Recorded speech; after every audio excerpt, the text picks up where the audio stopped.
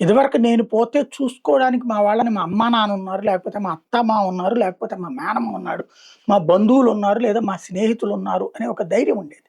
సమాజంలో ఒక సెక్యూరిటీ ఉండేది. ఉమ్మడి కుటుంబ వ్యవస్థ కావచ్చు, లేదంటే స్నేహ బంధాల వల్ల కావచ్చు.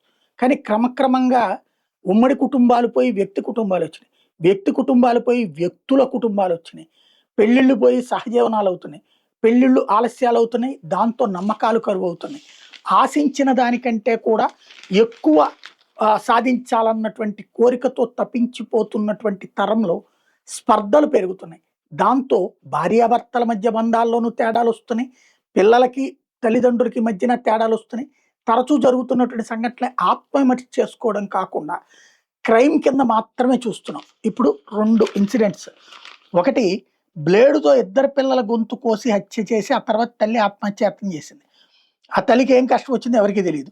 శ్రీకాకుళం జిల్లా ఆముదాల వలస మండలం వెదుళ్ళ వలస గ్రామంలో జరిగింది ఈ ఘటన. వరలక్ష్మి అనే 30 ఏళ్ల మహిళ తన పెద్ద కూతురు భవానీ, చిన్న కూతురు చాందిని 3 నెలలతో కలిసి సోమవారం రాత్రి ఇంట్లో పడుకుంది. ఆమె అత్త ఇంటి బయట నిద్రపోయింది. మంగళవారం తెల్లారుజామున లేచి చూస్తే పిల్లలిద్దరు రక్తపు మడుగులో ఉన్నారు. వరలక్ష్మి కొన ఊపిరితో కొట్టుమిట్టాడుతోంది.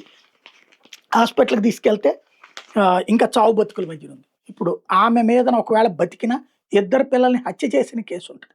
ఎందుకు చచ్చిపోతుందో తెలీదు. పక్కన బయట ఎవరికీ చెప్పుకోని పరిస్థితులవుతున్నాయి. అట్లాగే భార్య, కుమార్తెను చంపి రియల్ ఎస్టేట్ వ్యాపారి ఆత్మహత్య చేసుకున్న ఉదంతం. ఇది ధర్మపురి జిల్లా ఇది తమిళనాడు ధర్మపురి జిల్లా కొట్టెకోవిల్ ప్రాంతానికి చెందిన డీఎంకే నేత సంతోష్ 45 ఏళ్ళు రియల్ ఎస్టేట్ వ్యాపారం చేస్తున్నాడు. ఆయనకు భార్య శరణ్య, కూతురు సాత్విక ఉన్నారు. బాలిక 9th చదువుతోంది. మంగళవారం బడికెళ్ళిన బాలికను స్కూల్ ముగియక ముందే తీసుకొచ్చేసాడు. ఇంట్లో భార్యను గొంతులోను, కుమార్తెను తల మీద సుత్తితో కొట్టి హత్య చేసి ఆ తర్వాతనెళ్ళి లారీ కింద పడి చచ్చిపోయాడు. అతనికి ఏం ప్రాబ్లమ్? ఏ ఆర్థిక ప్రాబ్లమ్ అయి ఉండాలి.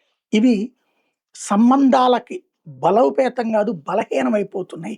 నేను లేకపోతే నా బిడ్డల పరిస్థితి ఏంటన్నటువంటి ఆలోచన తల్లిదండ్రుల్లో పెరుగుతోంది. అలాగే భార్యాభర్తల మధ్య అనుబంధాలు కరువవుతున్నాయి. అక్రమ సంబంధాలు పెరుగుతున్నాయి.